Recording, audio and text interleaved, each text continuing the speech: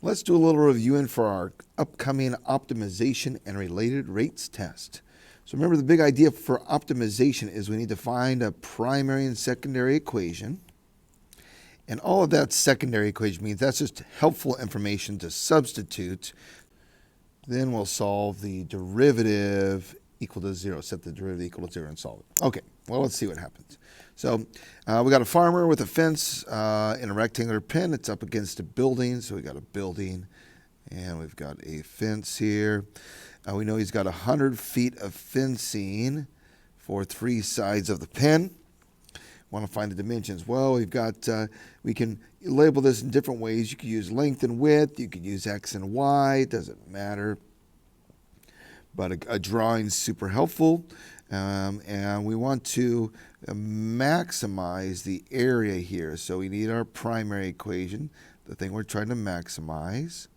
That's area equals X times Y. And then we need something that relates X and Y. Well, that would be the perimeter equation. That 100 has to be 2x's plus y.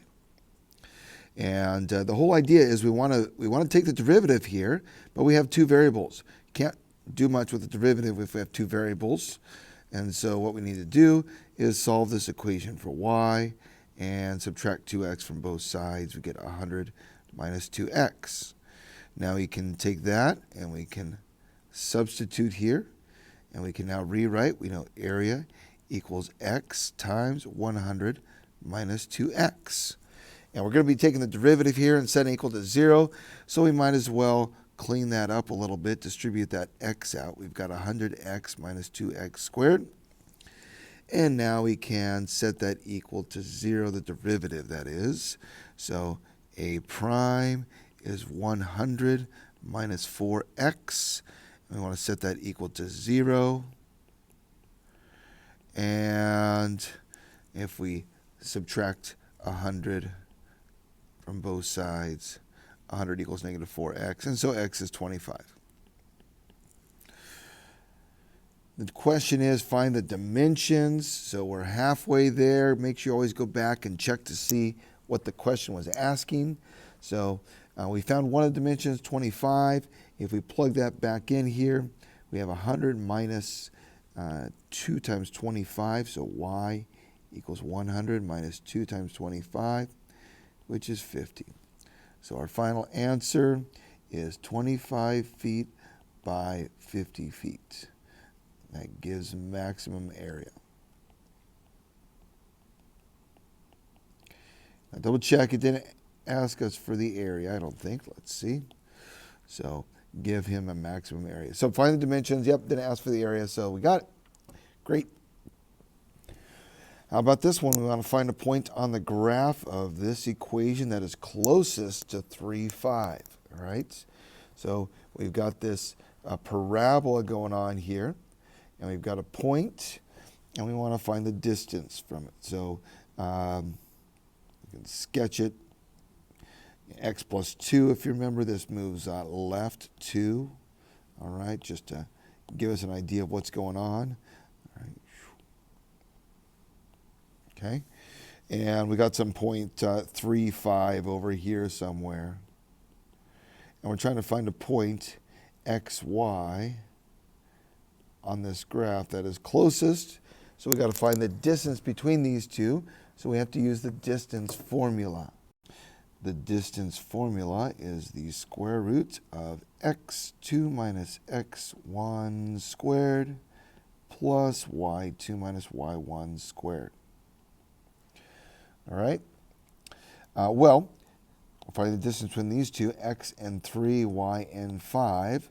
So we can rewrite that as the square root of x minus 3 squared plus y minus 5 squared.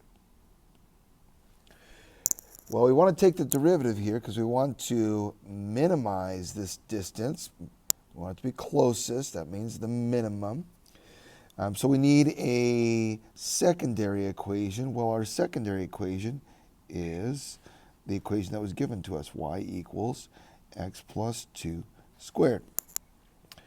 So we're going to plug that in, and we have the derivative, distance, d for distance, x minus 3 squared, and we can swap out this y for x plus 2 squared. That's all going to be in parentheses, minus 5 squared. So we got a pretty crazy looking equation there. Now we probably could solve this. Now this will be a calculator test. So we know we need to find the derivative of this. So we can go to our TI Inspire and find our derivative here. So here we got our calculator. And let's see what we can do here. So we're going to our TI Inspire. Now this is on the app, so it looks a little differently, but same idea as your calculator. So we want to enter our equation for the distance, and I'm going to go ahead and call this f of x. Okay, and we're going to store, so we need our colon equals, and we're going to do square roots. You could call this d of x if you want, but since we use the d for derivatives, it gets a little bit complicated there. So we got x minus 3 squared plus, careful with your parentheses here, and we're going to have x plus 2, that was the y equation, squared, minus 5, close that parentheses. Let's see, I missed a parenthesis back here, didn't I? There's a parenthesis there. There we go, and we want that to be squared. Double check, make sure you typed in everything correctly, and we did. So there it is. So we're going to go ahead and find the derivative of that. So you go to your, I got a shortcut here, but under Menu, Calculus, you'll find the derivative. And we're going to set the derivative. Let's see. So the derivative of f of x, there we go. Okay. And there's that whole thing there, all right? Pretty ugly. You see why you don't want to do it by hand, okay? So you don't even really need to write that down, okay? So what we're going to do is we're going to say we want f prime to be equal to 0, and that's something that you'll need to write down on our test and in the AP test. So we're going to go ahead and solve that. So we'll go to our menu, algebra, and we'll go to solve. And what we want to solve is we want to set the derivative equal to 0. So we're going to go to menu, calculus, derivative. Okay. And the derivative of f of x. Okay, so there's our derivative of f of x, get out of the parentheses, equal to 0. So we want that to be equal to 0, and we're solving it, comma, for x. Don't forget that comma x. Okay, so what it's going to do is it's going to go ahead and find that derivative. It's going to set equal to 0, and it's going to solve it. All right? Again, something we don't want to do by hand. So there you have it. We've got a couple negative values, and we've got this positive value. And the question now is, all right, which one is the smallest distance? Okay, and we can find that out. Let me show you real quickly how we find that out. You could probably guess that it's the positive one because that's going to be closest. But if we do f of, and you can copy and paste those values, but we just want to get a pretty good idea. There's f of negative 3.75, and that's a distance of about 7. And so we have f of, what do we got there? Negative 2.605, rounding off correctly there. Okay, so that's about 7.27. And then we have f of, and 0.358. And that's going to be much smaller. All right, so we could kind of guess that it was that third one, but we really should check all three. These are critical values. So we found critical values. A couple of them are larger ones, and the the smallest one would come from 0.358. Okay, so the distance there is 2.7073. Now, we need to find the y value of this. So remember the y value, the equation for this was x plus 2. Now, you can come up here like this, and you can copy. All right, so I go like that. I can pull that number down, or you can just type it. But it was x plus 2 squared. That was our y value. All right, and so there's our y value, 5.56. And that's going to be 5.560. And that's going to be our final answer. So the closest point, that's what the question was asking us for. The closest point would be, our x-coordinate was 0.358, and our y value was 5.560. Okay, there you have it. All right, again, when you're showing your work, you're going to use your calculator for this. You should probably write something like this. Okay, d prime equals 0. So there needs to be some evidence that you took the derivative and set it equal to 0. You don't need to work it out. Okay. Well, let's look at one more here. And we have a rectangular prism has a base that has a length that is twice the width. All right, so we have let's say we've got a width of x, so this is 2x. If the maximum area of the box is 200 square inches, the surface area, find the dimension of the box that will maximize the volume. Now notice that there's another dimension it hasn't told us about. So we don't know what this dimension y is here. So we've got to put that in. It doesn't tell us it's a square or anything like that. So let's make an equation here. We've got a volume, which we're trying to maximize the volume. Volume is length times width times height. That's something that we should know. 2x times x times y, or 2x squared times y. Now we also know something about the surface area. Okay, the surface area is 200 square inches. This will be our secondary equation. Let's get a different color for that. So 200 equals, now there is a surface area formula for a box here, but we just need area of all the faces. There's 6 faces. We should be able to find them all. This face on the right here is x times y. That's the area. There will be 2 of those. 2 times xy. There's one on the right. There's one on the left hiding back here. We've got this face on the front.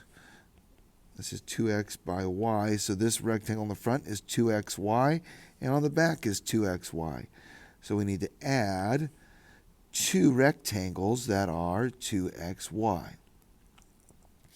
On the top, or bottom, we have a rectangle here that is 2x times x. The top is 2x times x also.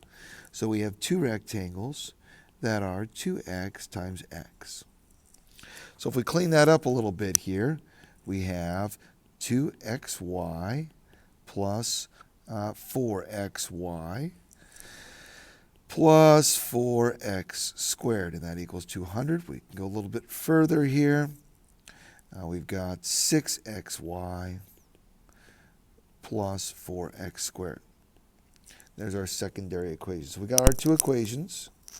We've got our volume equation, and we've got a helper equation, or sometimes we call it the constraint equation. Secondary equation. That's there. Okay. Now, we want to find the derivative of the volume. The problem is we have 2 variables. So we need to solve this for y. So let's go ahead and solve this for y. Let's subtract over the 4x. 204 minus 4x squared, that is, equals 6xy. And let's divide both sides by 6x. And y equals 200 minus 4x squared divided by 6x. Now we can take that and we can substitute that for y. And that gives us a new equation, v equals 2x squared times 200 minus 4x squared all over 6x. Okay? And we can go right to our calculator right now with this to find the derivative, or we can simplify it a little bit. If it's easy to simplify, you might want to do that. You decide. Sometimes I like to simplify it so that I don't make as many mistakes when I type this in the calculator. The less you type, the less chance there's mistakes. So 2 goes in there once, 2 goes into there 3 times. This x cancels with one of those x's. We still have an x left, so that x needs to be distributed there. So v equals 200x. Notice the whole denominator canceled there, 4x cubed. Okay. Now, if you are nervous about making a mistake on that simplification, then probably should go right to the calculator there. But I think we got it pretty good. Double check. We entered this equation right. 2x squared times that fraction, 2 and 6, leaves us, oh, wait a minute, we got a 3 on the bottom. See? Good idea there. Good thing that we checked. Okay, so that's all over 3. There's still a 3 on the bottom. All right. Now we can go to our calculator and solve this. Well, you know what? So you can take this to your calculator. I'm going to go ahead, since this is just divide that by 3. This is 4/3 x cubed. Let's go ahead and find our derivative here. Our derivative, we get 200 thirds minus, let's see, drop the 3, we get 4x squared. Okay, that's not too tough. All right, so for sake of time, if this is a calculator, since this is a calculator test, if you want to write this down and use your calculator, you can. Let's go ahead and calculate it real quickly here. We've got negative 4x squared. Subtract 200 from both sides, 200 thirds. Multiply by, or actually divide by negative 4. And so x squared equals, if you divide by negative 4, you're going to get, let's write like this. Negative 1/4, the same as dividing by 4. Okay. And that's going to leave us with, cancel those out, that'll be 50. So we'll have 50 thirds. And we'll square root, and we got our answer. And getting our calculator out for this, we get about 4.082. All right. So that is x. Now we've got to go back and check. That's not the final answer. The question, well, it's partly the final answer. The question was to find the dimensions of the box that will maximize the volume. We found the x. We can find the rest using this information here and the fact that it's 2x. So our dimensions are 4.082 by double that. And if we double that, now we want to double this on our calculator. So when you take that answer and double it on your calculator, we're going to get, it actually rounds to 8.165. Okay, because this was rounded. So don't double the rounded answer, double the actual answer in your calculator, okay? Or I guess you could write 2 times the square root of 50 thirds, okay? And then our y value, we're going to take this and plug it in here. So to find our y value, we've got to plug this into here. So y is going to be 200 minus 4 times 50 thirds squared, the square root of 50 thirds, it's a square root there, all over 6 times the square root of 50 thirds. All right. And let's see what that comes out to be. And that comes out to be about 5.443. All right. There's our final answer for the dimensions of the box with the maximum volume. So once again, we get a primary equation, the thing that we're trying to maximize. We get a secondary equation, or equations, might be more than one, that allows us to substitute. Okay, and then from there we can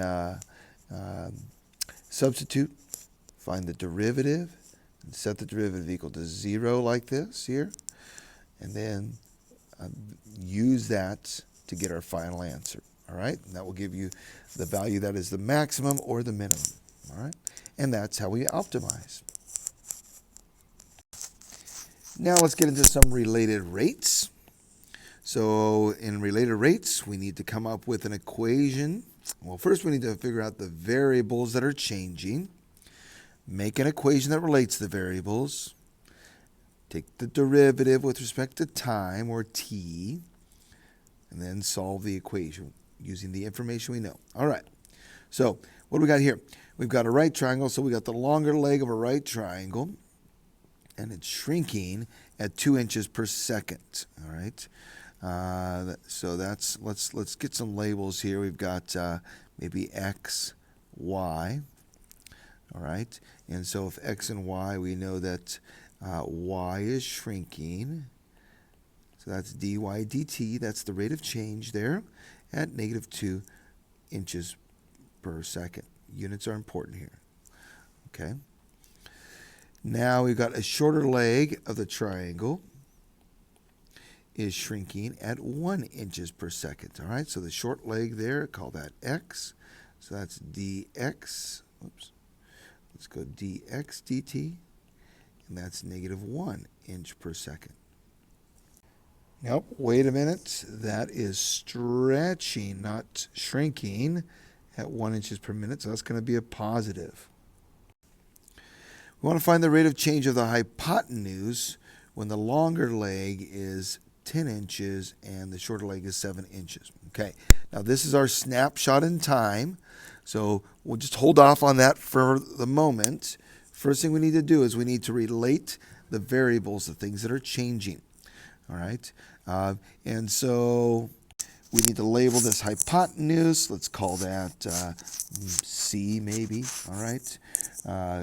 And so we have x squared plus y squared equals c squared, our Pythagorean theorem. So anytime we've got a right triangle in the mix, Pythagorean theorem is probably where we're going to go. So we need to now get an equation that has dy dt in it and dx dt. Notice there's no rates of change in here. This just relates the variables, not their rates. So to get a rate equation, we need to take the derivative, and that is the derivative with respect to time. So we're going to take the ddt of both sides here. Got to do the whole thing, and then we've got to do that implicitly. So the derivative of x squared is 2x, but we're doing this implicitly, ddt, so we're going to have the derivative of the inside dx dt plus derivative of y with respect to t. Well, we've got to find the derivative with respect to y first. That's 2y times dy dt. And the same thing on the other side. Derivative, start with the outside, derivative with respect to c. That's 2c times dc dt. Okay, so now we can plug in everything we know. So at this snapshot, at this moment of time, we have the shorter leg is 7, the larger leg is 10, and we need to find the hypotenuse here. Well, that's going to be 7 squared plus 10 squared square rooted, and that's going to be the square root of 149. Leave it exact is good. So let's go ahead and fill in everything we know here. So we have 2 times x, which is 7, times dx dt, which is positive 1, plus 2 times y, which is 10, times dy dt, which is negative 2, equals 2 times c, which is square root of 149, times dc dt, which we don't know. That's the thing that we're trying to look for there. So cleaning that up, negative 40 plus 14 gives us negative 26 equals 2 root 149. And times dc dt. And let's clean that up. Divide both sides. Negative 26 divided by 2 root 149 equals dc dt. Clean it up a little bit. And there we have it. If we want a decimal approximation, we got something like negative 1.065. And don't forget your units there. So this is in inches per second. Okay, there you have it. So there's our rate of change for C. So 1 is increasing, 1 was shrinking, and on average, the change in C is negative 1.6065. So now we got a problem with a volume of a sphere. So we got the radius of a sphere is increasing at 3 inches per second. Find the rate of change for the volume, which is given an equation. And we got a radius of 6 inches is our moment in time. So volume equals 4/3 pi r cubed. And we're told here that the rate of change of the radius is increasing, so it's positive. If it was decreasing, it'd be negative 3 inches per second. So let's go ahead and get our derivatives in here. So we need to take the derivative with respect to time. So we have dv dt equals, now we got to do the outside first, derivative with respect to r first. So drop the 3 down. 4/3 times 3 is 4 pi r squared. And then we're going to multiply that by the derivative of the inside, dr dt. And now we're ready to plug in things we know. So dv dt is equal to 4 pi times the radius. Well, we want this at a radius of 6 inches squared times dr dt, which is 3. And that comes out to be 36 times 3 times 4 gives us 432. And this is a change in volume, which is cubic inches per second. It's cubic inches because we have inches times inches here times inches per second. All right, that's it. That one's pretty straightforward. All right, one more here. We've got a man walking that's 6 feet tall, walking 3 feet per second, walking away from a light that's 18 feet above the ground. When he's 12 feet away from the base, what is the rate of the tip of the shadow moving? Okay, so we've got this situation here. We've got a light up here. Let's get our light going. Here's our light bulb. Okay, light bulb shining down on this guy that's walking here.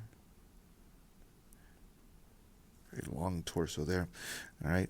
And so the question is, what is the rate? Well, we know we got his rate here. So let's maybe call that x. So his distance from the base of the light. And then we have the distance to the tip of the shadow. Okay. And so we know, what else do we know here? We know that the light is 18 feet above the ground. We know he is 6 feet tall. And we know he's walking at a rate, so that using the variables I just picked there, you can pick different variables, of course, is dx dt is 3 feet per second. Okay, And we're trying to find dy dt there. The key here is we have some similar triangles. We've got one triangle here that is similar to this triangle here.